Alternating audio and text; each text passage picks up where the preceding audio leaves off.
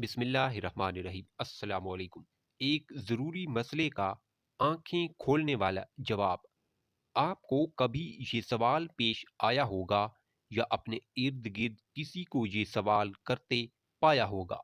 مطالعہ تو کرتے ہیں پر کچھ یاد نہیں رہتا، ایسے میں پھر مطالعے کا کیا فائدہ ہے؟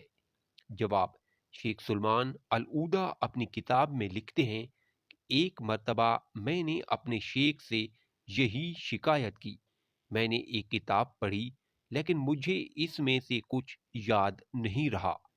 میرا یہ سوال سن کر شیخ نے مجھے ایک کھجور دی اور فرمایا، لو یہ چباؤ۔ پھر مجھ سے پوچھا، کیا اس ایک کھجور سے تم بڑے ہو گئے ہو یا تمہارے بدن میں اضافہ ہو گیا ہے؟ میں نے کہا، نہیں۔ فرمایا، لیکن یہ کھجور تمہارے جسم میں گھل مل گئی، چنانچہ اس کا کچھ حصہ گوشت بنا، کچھ ہڈی، کچھ کھال، کچھ بال، کچھ ناخن اور مسام وغیرہ۔ شیخ کے اس جواب نے میری آنکھیں کھول دیں۔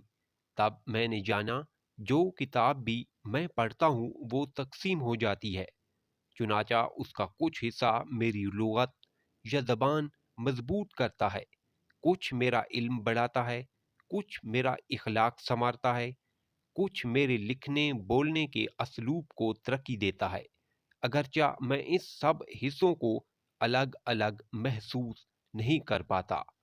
اگر آپ میرے چینل پر نیو ہیں تو پلیز چینل کو سبسکرائب اور ویڈیو کو لائک ضرور کریں۔